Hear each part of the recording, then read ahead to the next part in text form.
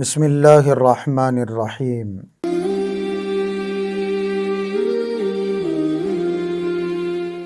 محترم ناظرین، حضور اکرم صلی اللہ علیہ وسلم کی سیرت طیبہ کے سلسلے میں 11ویں ویڈیو پیش ہے۔ گزشتہ ویڈیوز میں ہم نے سنا کہ حضور اکرم صلی اللہ علیہ وسلم کو دعوت کے اس کام کی وجہ سے، ایمان کی ان محنتوں کی وجہ سے، تبلیغ کی اس ذمہ داری کو ادا کرنے کی وجہ سے، اللہ کا نام بلند کرنے کی وجہ سے بہت ساری مشقتوں کا، مصیبتوں کا، آزمائشوں کا سامنا کرنا پڑا۔ حتیٰ کہ نبی کریم صلی اللہ علیہ وسلم نے طائف کا سفر کیا، لیکن وہاں کے لوگوں نے مکہ کے لوگوں سے زیادہ برا سلوک حضور اکرم صلی اللہ علیہ وسلم کے ساتھ کی۔ جب اللہ کے بندے اللہ کے دین کے لیے قربانیاں دیتے ہیں، اللہ کے احکامات کو، اللہ کی دی گئی ذمہ داریوں کو اخلاص کے ساتھ، فکر کے ساتھ، تڑپ کے ساتھ پوری کرنے کی کوشش کرتے ہیں، اللہ رب العزت کبھی نہ کبھی ان کے اوپر آنے والے حالات کو بدل دیتے ہیں۔ سکہ پلٹتا ہے، تاریخ کے اندر کہیں نہ کہیں تبدیلی ہوتی ہے، حالات بدلنے شروع ہوتے ہیں۔ یہ جو قربانیاں نبی اکرم صلی اللہ علیہ وسلم نے 10 سال تک دی، ان قربانیوں کا نتیجہ اب نکلنا شروع ہو گیا۔ دنیا کے لوگوں نے، مکہ کے لوگوں نے، طائف کے لوگوں نے، انسانوں نے قدر نہیں کی حضور اکرم صلی اللہ علیہ وسلم کی، ستایا، ناقدری کی۔ حضور اکرم صلی اللہ علیہ وسلم کو اللہ رب العزت نے آسمانوں پر بلا کے تسلی دی، آسمانوں پر بلا کے حضور اکرم صلی اللہ علیہ وسلم کی عزت اور عظمت کا ڈنکا ساری مخلوقات کے سامنے بجایا۔ لوگوں کو بتایا گیا، کائنات کو بتایا گیا، مخلوقات کو بتایا گیا کہ جس پیغمبر کی تم تعظیم نہیں کر رہے ہو، اس کی میں تعظیم کروں گا۔ میرے نزدیک اس کا یہ مقام ہے، یہ عزت ہے، یہ رتبہ ہے کہ میں نے اس کو آسمانوں پہ بلایا۔ معراج کا سفر بڑا نازک سفر ہے، معراج کا سفر بہت بڑا تاریخی سفر ہے، ایسا سفر ہے جو بطور خاص حضور اکرم صلی اللہ علیہ وسلم کے ساتھ مخصوص ہے۔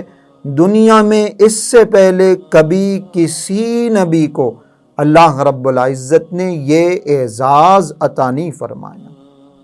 نہ آپ سے پہلے کسی کو آسمانوں پر بلایا گیا، نہ آپ کے بعد کسی کو بلایا جائے گا۔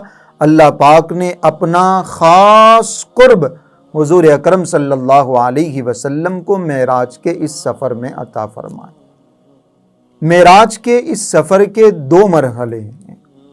ایک مرحلے کو اسراء کہا جاتا ہے اور ایک مرحلے کو معراج کہا جاتا ہے۔ ہماری زبانوں پر جو مشہور ہے وہ معراج کا واقعہ، لیکن اس کے 2 مرحلے۔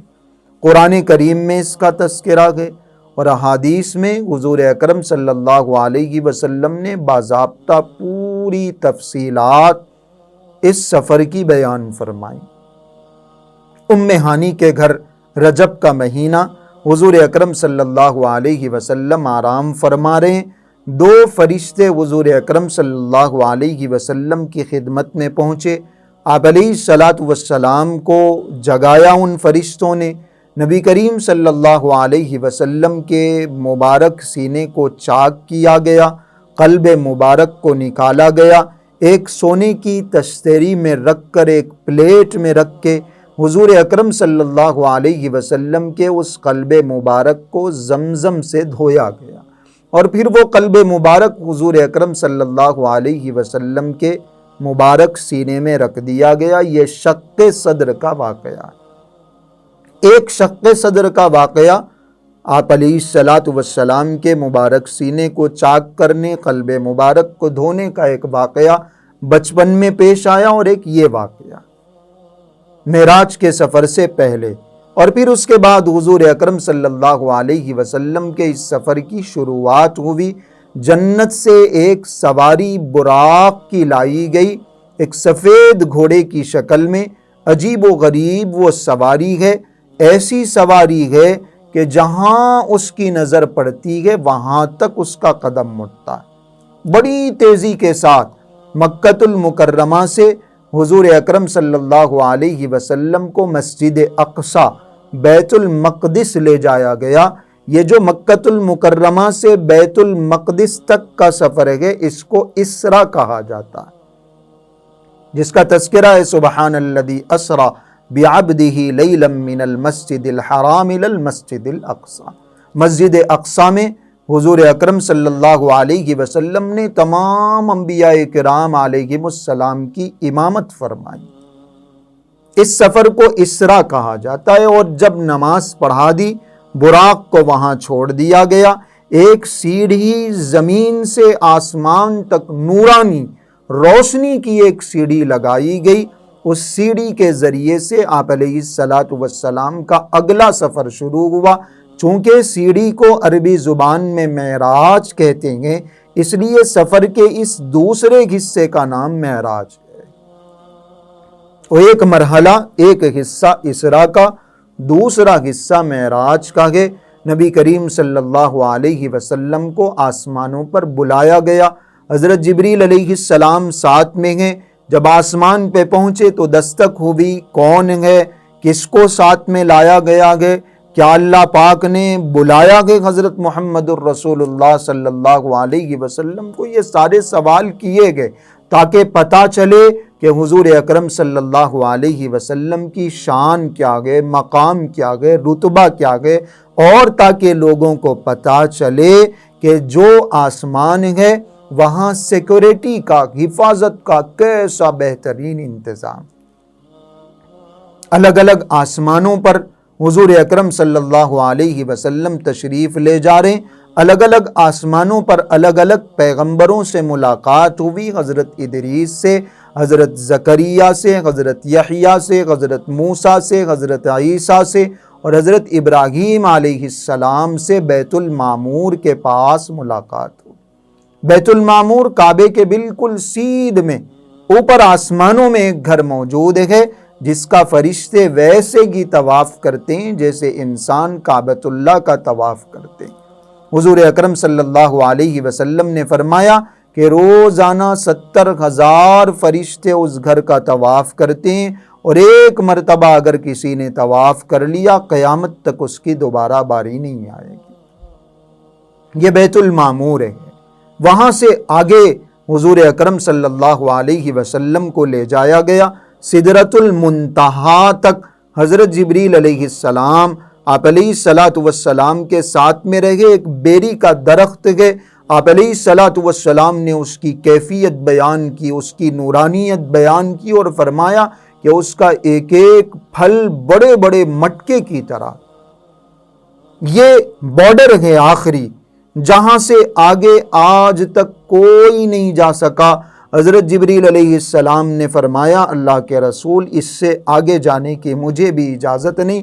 اللہ رب العزت نے حضور اکرم صلی اللہ علیہ وسلم کو اس سدرۃ المنتہا سے، اس آخری حد سے بھی آگے بلایا، اور اپنا جو قرب حضور اکرم صلی اللہ علیہ وسلم کو عطا کرنا تھا وہ عطا کیا، جو گفتگو کرنی تھی وہ گفتگو حضور اکرم صلی اللہ علیہ وسلم سے فرمائی، اور پھر 2 مخصوص تحفے دے کر نبی اکرم صلی اللہ علیہ وسلم کو واپس بھیجا۔ ایک تحفہ سورۃ البقرہ کی بالکل آخر کی آیتیں، یہ اللہ پاک کی طرف سے دیا گیا تحفہ ہے، اور دوسرا تحفہ نماز کا 50 نمازیں حضور اکرم صلی اللہ علیہ وسلم کو دی گئیں۔ نبی اکرم صلی اللہ علیہ وسلم کی حضرت موسیٰ سے ملاقات ہوئی، انہوں نے فرمایا میری امت نے کبھی نمازوں کے معاملے میں دلچسپی نہیں دکھائی، 50 نمازیں کیسے آپ کی امت پڑھے گی؟ اس کے اندر تھوڑا سا کنسیشن کروا دیا جائے، تھوڑی سی تخفیف کروائی جائے۔ حضور اکرم صلی اللہ علیہ وسلم اوپر جا رہے ہیں کمی کروا رہے ہیں، اوپر جا رہے ہیں کمی کروا رہے ہیں، اور ہوتے ہوتے مسئلہ آ گیا 5 نمازوں تک لیکن اللہ پاک نے وعدہ فرمایا، اللہ پاک نے اعلان کیا کہ جو 5 نمازیں پڑھ لے گا ہم اس کو 50 کے برابر ثواب دیں۔ یہ تحفہ لے کر حضور اکرم صلی اللہ علیہ وسلم راتوں رات جیسے آسمانوں پر تشریف لے گئے، ایسے ہی راتوں رات حضور اکرم صلی اللہ علیہ وسلم اس دنیا میں تشریف لائے، مکۃ المکرمہ اپنے گھر واپس آ گئے۔ لوگوں کو صبح میں یہ واقعہ سنایا، لوگوں نے مذاق اڑایا، لیکن حضرت ابوبکر صدیق رضی اللہ عنہ نے صاف لفظوں میں فرمایا کہ اگر حضور ایسا کہہ رہے ہیں تو یقیناً حضور اکرم صلی اللہ علیہ وسلم نے یہ سفر کیا ہے۔ تصدیق کی سب سے پہلے آپ علیہ الصلاۃ والسلام کی ان باتوں کی تصدیق کرنے والے ابو بکر، اس لیے ان کا لقب پڑ گیا ابو بکر صدیق۔ دوسرے بعض ایسے قرائن، بعض ایسے شواہد ملے، ایسے وٹنس ملے کہ آپ علیہ الصلاۃ والسلام نے مختلف قبیلوں کے بارے میں اور قافلوں کے بارے میں لوگوں کو بتایا، اور مکہ کے لوگوں نے آ کے امتحان لینے کے لیے مسجد اقصیٰ کی، بیت المقدس کی تفصیلات پوچھی، ستون کتنے ہیں، دروازے کتنے ہیں اور کھڑکیاں کتنی ہیں۔ حالانکہ یہ ساری باتیں یاد نہیں رہتی، ایک سفر میں دیکھنے سے برسوں جہاں ہم جاتے ہیں وہاں کی بھی یہ ساری چیزیں یاد نہیں رہتی، لیکن اللہ پاک کو حضور اکرم صلی اللہ علیہ وسلم کے اعزاز کو بڑھانا تھا، عزت کو بڑھانا تھا۔ وہ جو مسجد اقصیٰ آپ علیہ الصلاۃ والسلام کی آنکھوں کے سامنے کر دی گئی، آپ نے سارے سوالات کے جوابات۔ یہ معراج کا سفر ہے، جب انسان اللہ کے راستے میں قربانیاں دیتا ہے، اللہ پاک اس کے حالات کو بدلتے ہیں، اس کو عزتیں عطا کرتے ہیں، اس کو بلندیاں عطا کرتے ہیں۔ حضور اکرم صلی اللہ علیہ وسلم کو اللہ رب العزت نے آسمانوں پر بلا کے وہ بلندی، وہ اعزاز، وہ مقام عطا فرمایا۔ حضور اکرم صلی اللہ علیہ وسلم کے اس رتبے کو، اس مقام کو سمجھنے کی اللہ پاک ہم سب کو توفیق عطا فرمائے۔